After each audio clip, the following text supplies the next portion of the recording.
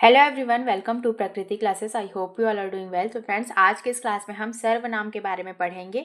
इस क्लास में आपको सर्वनाम की पूरी जानकारी इसी क्लास में आपको मिल जाएंगी। और ये जो है सर्वनाम की जो क्लास है, ये आपके सीजी व्यापम, CGPSC, छत्तीसगढ़ शिक्षक भर्ती, CG टेट, आप कार्य आरक्षक, इन सभी के लिए बहुत ही इंपॉर्टेंट होंगी। तो जिन्होंने भी हमारे चैनल को सब्सक्राइब नहीं किया वो हमारे चैनल को सब्सक्राइब कर लीजिए। यहाँ पर आपको बिल्कुल फ्री क्लासेस प्रोवाइड की जा रही हैं। और जिन्होंने अभी टेलीग्राम को ज्वाइन नहीं किया वो टेलीग्राम को भी ज्वाइन कर सकते हैं। और अगर आपको ये क्लास पसंद आए तो लाइक, कमेंट एंड शेयर ज़रूर कीजिए। और ये जो क्लास है वो सभी एग्जाम्स के लिए इम्पॉर्टेंट है, तो लास्ट तक आप इसमें ज़रूर बने रहेंगे। तो चलिए आज के इस क्लास को हम स्टार्ट करते हैं। तो आज का हमारा सबसे पहला क्वेश्चन आप इसमें देख सकते हैं। निम्नलिखित में से किस वाक्य में सर्वनाम का प्रयोग हुआ है? आज बरसात होगी, मैं कल दिल्ली जा रहा हूँ, घर का काम कर लो, और सीमा और रीमा बहनें हैं। इसमें किस वाक्य में सर्वनाम का प्रयोग हुआ है ये आपको बताना है। तो सर्वनाम सबसे पहले किसे कहा जाता है ये आप जान लेंगे। तो सर्वनाम कहा जाता है जो शब्द संज्ञा के स्थान पर प्रयुक्त होते हैं उसे आप सर्वनाम के नाम से जानते हैं। जिसमें आपका आ जाता है मैं, तू, आप, वह, जो, सो, कोई, कुछ, कौन, क्या, ये जो सभी हैं वो सर्वनाम कहलाते हैं।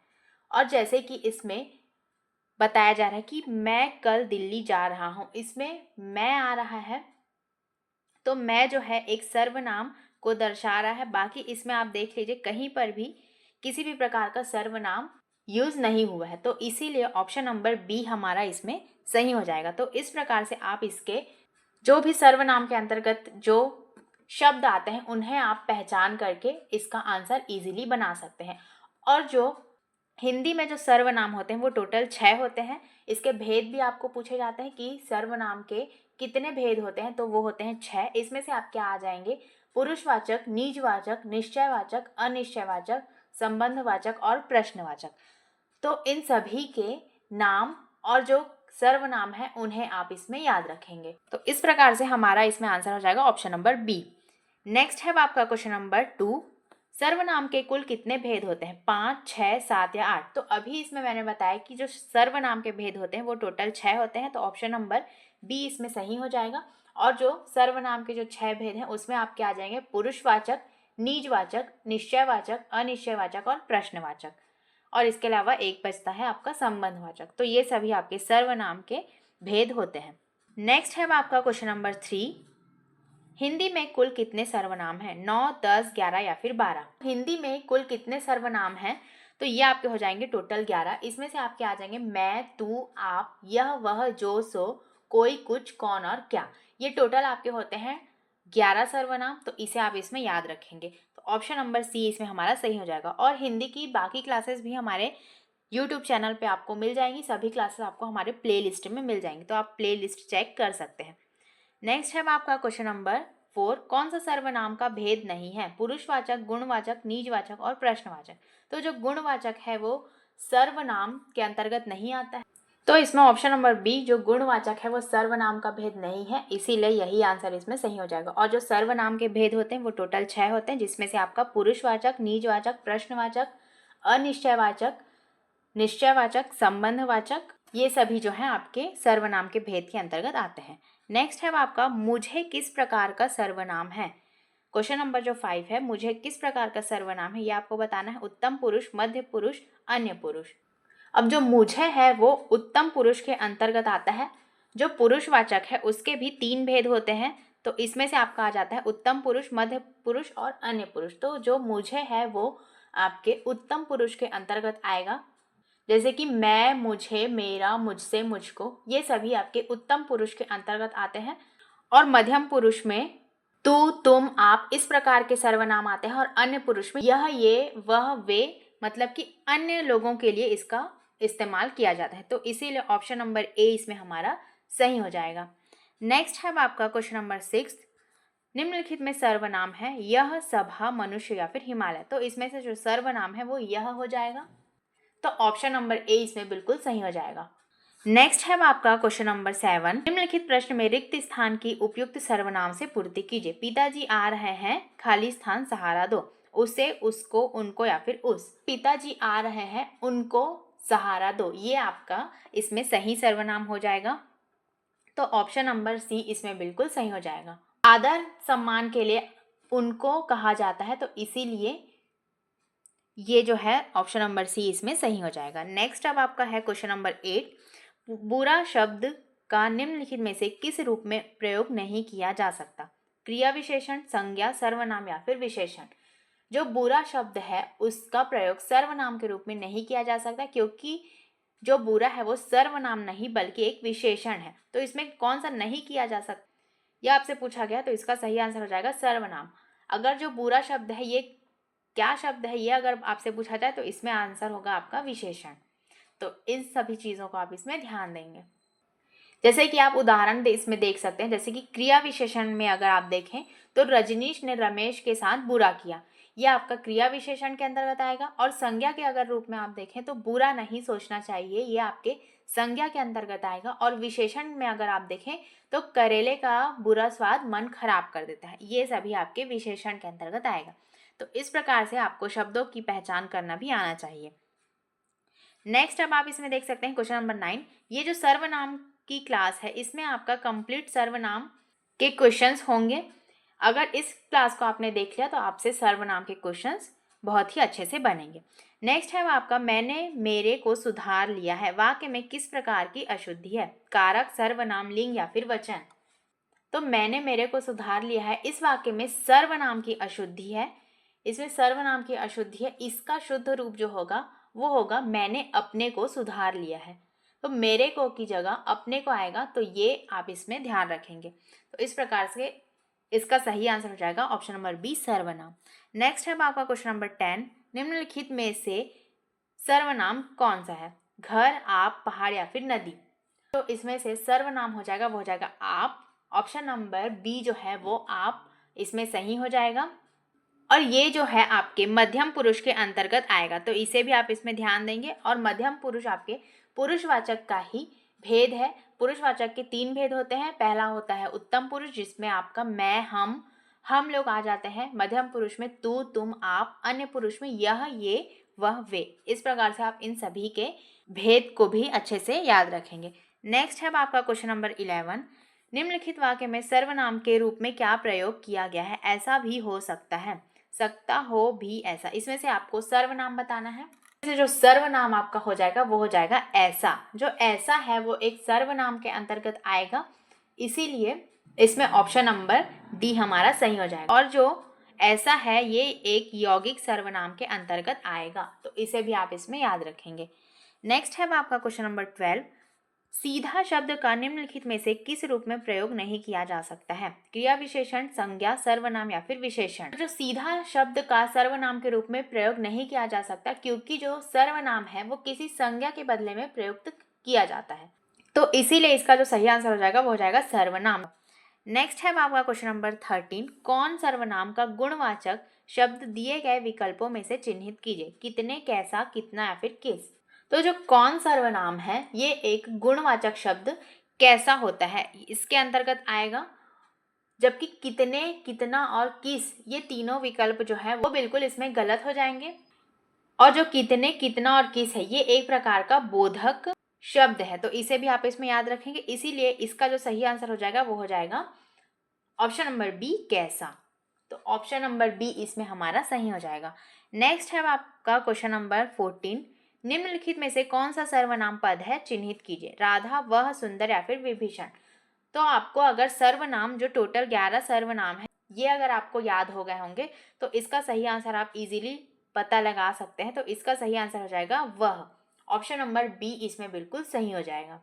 अगर इसी प्रकार आप इसमें राधा और विभीषण को देखें तो ये एक आपका व्यक्तिवाचक संज्ञा कहलाएगा, और जो सुंदर है वो एक विशेषण शब्द कहलाएगा। तो इन सभी के बारे में भी आपको अच्छे से पता होना चाहिए। जो भी एडिशनल पॉइंट्स आपको बताए जा रहे हैं वो सभी आपके लिए बहुत ही इंपॉर्टेंट है। इनसे ही आपके एग्जाम में क्वेश्चंस पूछे जाते हैं। निम्न में से सर्वनाम शब्द कौन सा है? दान, भजन, कुछ या फिर पढ़ना। तो इसमें से जो कुछ है वो आपका एक सर्वनाम शब्द हो जाएगा, और जो कुछ है ये एक अनिश्चयवाचक सर्वनाम के अंतर्गत आता है। तो जैसे कि मैंने बताया कि आपके जो सर्वनाम होते हैं वो टोटल 6 होते हैं। पहला आपका हो जाता है पुरुषवाचक सर्वनाम। इसके अंतर्गत भी आपके 3 भेद होते हैं। जो पहला पुरुषवाचक सर्वनाम है उसके अंतर्गत आपके 3 भेद होते हैं। पहला आपका होता है उत्तम पुरुष इसमें आपके मैं, हम, मुझे, मुझको ये सभी आते हैं। दूसरा आपका होता है मध्यम पुरुष, इसके अंतर्गत आपका तू, तुम, आपको ये सभी आते हैं। और इसके अलावा अंतर्गत अन्य पुरुष के अंतर्गत वह, वे, उन, उनको ये सभी आते हैं। इसी प्रकार से आपका दूसरा सर्वनाम है निश्चयवाचक सर्वनाम। इसके अंतर्गत आपके आते हैं यह, वह, वे, ये आदि। और इसके अलावा जो अनिश्चय सर्वनाम है इसमें आपके आ जाते हैं कुछ और कोई, कुछ और कोई। इन सभी को आपको याद रखना जरूरी है क्योंकि इनसे ही आपके एग्जाम में क्वेश्चन पूछे जाते हैं। नेक्स्ट है अब आपका संबंधवाचक सर्वनाम। उसमें आपका आ जाता है जो और सो। फिर आपका आता है प्रश्नवाचक, इसमें आपका आ जाता है कौन और क्या। नेक्स्ट आपका है निजवाचक सर्वनाम। इसमें आपका आता है आप, स्वतः, स्वयं, मतलब कि स्वयं के लिए जिसका आप उपयोग करते हैं वो आपका निजवाचक के अंतर्गत आता है। तो इस प्रकार से इसका सही आंसर है आपका कुछ, जो है एक अनिश्चयवाचक सर्वनाम के अंतर्गत आता है। नेक्स्ट है आपका क्वेश्चन नंबर 16। यह मकान मेरे भाई का है। इसमें रेखांकित पद है। ऑप्शंस आपको दिए गए हैं संज्ञा, संकेतवाचक सर्वनाम विशेषण, विशेषण या फिर क्रिया विशेषण। इसमें जो रेखांकित पद है वो यह है। इसमें से आपका यह जो है वो किसके अंतर्गत आएगा यह आपको बताना है। तो ऑप्शन इसमें सही हो जाएगा संकेतवाचक सर्वनाम विशेषण। ऑप्शन नंबर बी इसमें बिल्कुल सही हो जाएगा। नेक्स्ट है आपका क्वेश्चन नंबर 17। पुरुषवाचक सर्वनाम के कितने भेद होते हैं? 3, 2, 4 या फिर 7। तो अभी मैंने बताया जो पुरुषवाचक सर्वनाम होते हैं उसके 3 भेद होते हैं। पहला होता है उत्तम पुरुष, जिसमें आपको मैं, हम, मुझे इस प्रकार के इसमें सर्वनाम आते हैं। नेक्स्ट आपका होता है मध्यम पुरुष, उसके अंतर्गत आपको तुम, आप इस प्रकार के सर्वनाम का उपयोग होता है। नेक्स्ट है आपका अन्य पुरुष, इसमें यह, वे, उन, इन सभी प्रकार के सर्वनाम का उपयोग होता है। तो इसमें ऑप्शन नंबर ए 3 जो है वो इसमें सही हो जाएगा। नेक्स्ट है आपका क्वेश्चन नंबर 18। हम ताजमहल देखने जाएंगे। इसमें जो रेखांकित पद है वो हम है। निजवाचक सर्वनाम, पुरुषवाचक सर्वनाम, निश्चयवाचक या फिर अनिश्चयवाचक सर्वनाम। तो जो हम है यह आपके एक उत्तम पुरुष सर्वनाम के अंतर्गत आएगा और यह आपका है पुरुषवाचक का भेद। तो ऑप्शन नंबर बी इसमें बिल्कुल सही हो जाएगा। नेक्स्ट है आपका क्वेश्चन नंबर 19। मैं जा रहा हूँ, खाली स्थान चिंता मत करना, अपनी, अपन की, मेरी या फिर मुझको। तो मैं जा रहा हूँ, मेरी चिंता आप मत करना, इसमें सही हो जाएगा। तो ऑप्शन नंबर सी इसमें जो है वो बिल्कुल सही हो जाएगा। जो मैं है उस सर्वनाम के स्थान पर मेरी का इसमें यूज किया गया है, तो ये आपको इसमें ध्यान देना है। तो ऑप्शन नंबर जो सी है वो इसमें बिल्कुल सही हो जाएगा। नेक्स्ट है आपका क्वेश्चन नंबर 20। निम्नलिखित में से कौन सा पुरुषवाचक सर्वनाम है? तू, जो, कोई या फिर क्या। तो जो तू है वो पुरुषवाचक सर्वनाम के अंतर्गत आएगा और जो कोई है वो एक अनिश्चयवाचक सर्वनाम के अंतर्गत आएगा और जो क्या है वो प्रश्नवाचक सर्वनाम के अंतर्गत आएगा और जो है वो एक संबंधवाचक सर्वनाम के अंतर्गत आएगा। तो इन सभी सर्वनाम के बारे में आपको अच्छे से याद होना चाहिए, तभी आपसे सर्वनाम के जो क्वेश्चंस है वो बनेंगे। तो इस प्रकार से जो पुरुषवाचक सर्वनाम है उसके अंतर्गत तू जो है वो आ जाएगा। तो ऑप्शन नंबर ए इसमें बिल्कुल सही हो जाएगा। नेक्स्ट है आप खाली स्थान मैं जो है उत्तम पुरुष है के संप्रदान कारक का एक वचन रूप नहीं है। मेरे, मुझको, मेरे लिए या फिर मुझे। जो मैं है इसका जो संप्रदान कारक एक वचन रूप में जो हो जाएगा वो हो जाएगा मुझको, मेरे लिए तथा मुझे। तो इसमें मुझको, मेरे लिए तथा मुझे जो है वो संप्रदान कारक के अंतर्गत आ जाएगा, लेकिन जो मेरे है वो एक वचन रूप नहीं है। तो हमसे नहीं है वही इसमें पूछा गया है और जो मेरे है वो एक संबंध कारक का रूप हो जाएगा। तो इसीलिए इन सभी को आप इसमें याद रखेंगे। तो ऑप्शन नंबर ए इसमें बिल्कुल सही हो जाएगा। नेक्स्ट है आपका क्वेश्चन नंबर 22। निम्नलिखित जोड़ों में से उत्तम पुरुष वाले जोड़ों का पहचान कीजिए। मैं, हम, तू, तुम, वह, वे या फिर इससे, इन्होंने। तो उत्तम पुरुष वाले जोड़े आपको पहचानने हैं। तो उत्तम पुरुष के अंतर्गत मैंने बताया था कि जो मैं, हम होते हैं वो उत्तम पुरुष के अंतर्गत आते हैं और जो तू, तुम है वो मध्यम पुरुष के अंतर्गत आ जाएगा, वह, वे आपके अन्य पुरुष के अंतर्गत आ जाएगा। तो इस प्रकार से इन सभी के बारे में आपको पता होना चाहिए। तो ऑप्शन नंबर ए इसमें बिल्कुल सही हो जाएगा। नेक्स्ट है आपका क्वेश्चन नंबर 23। अगर इस सर्वनाम की क्लास का आपने पूरा कंप्लीट देख लिया तो आपके सर्वनाम के क्वेश्चंस बहुत ही अच्छे से बनेंगे।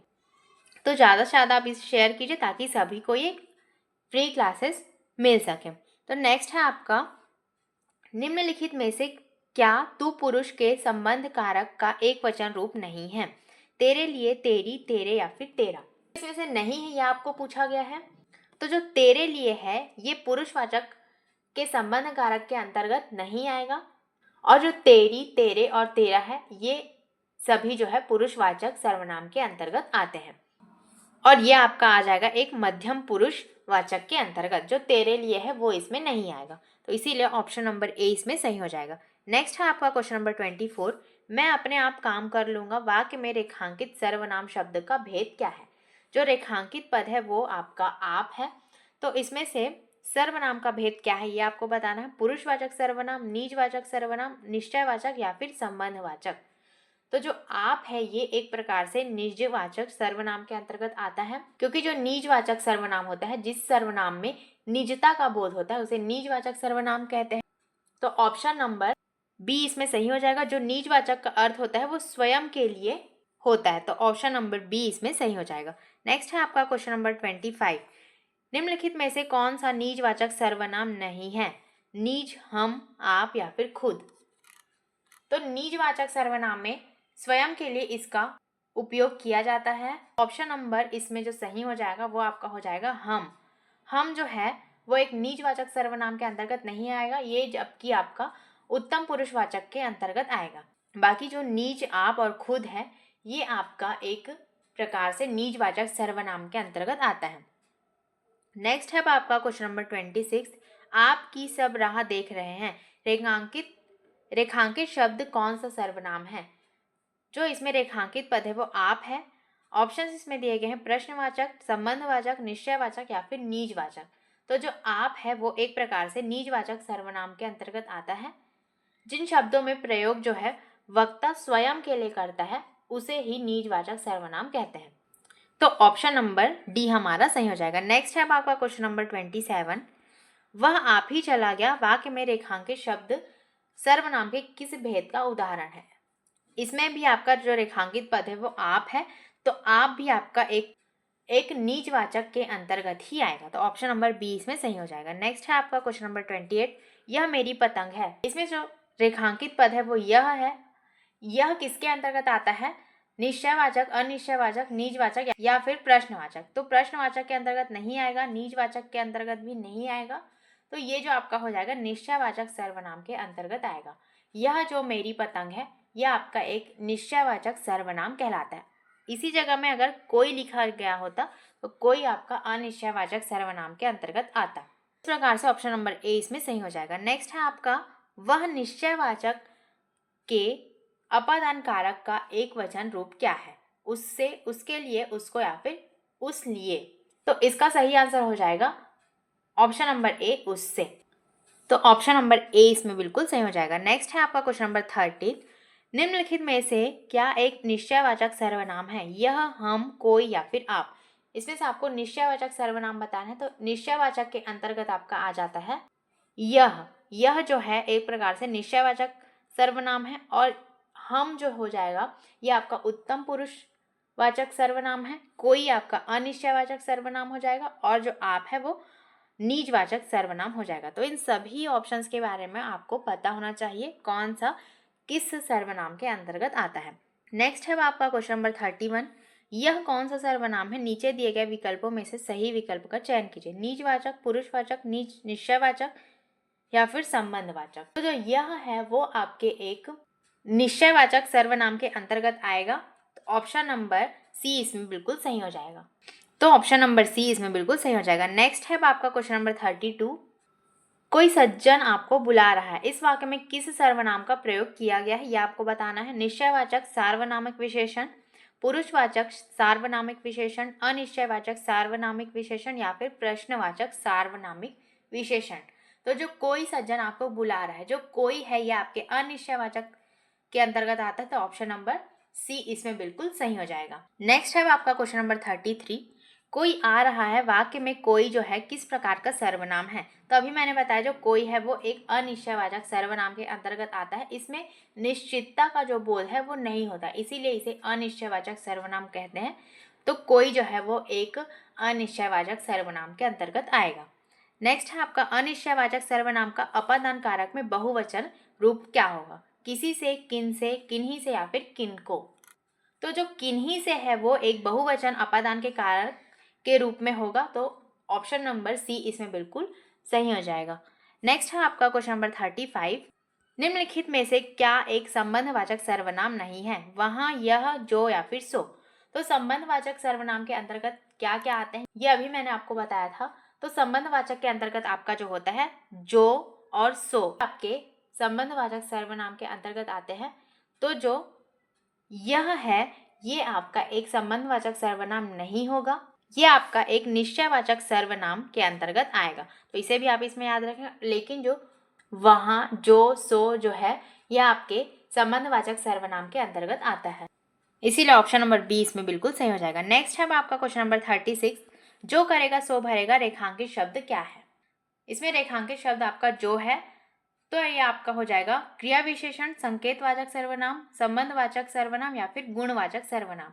तो जो और सो है वो आपके एक संबंधवाचक सर्वनाम के अंतर्गत आता है, तो इसीलिए ऑप्शन नंबर सी इसमें हमारा सही हो जाएगा, संबंधवाचक सर्वनाम।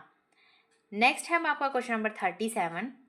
निम्नलिखित में से कौन सा अनिश्चयवाचक सर्वनाम नहीं है? कुछ भी, कुछ न कुछ, सब कुछ या फिर जो और वह। तो जो और वह है वो एक संबंधवाचक सर्वनाम के अंतर्गत आता है, और जो अनिश्चयवाचक सर्वनाम हो जाएंगे वो कुछ भी, कुछ न कुछ और सब कुछ, ये आपके अनिश्चयवाचक सर्वनाम के अंतर्गत आता है।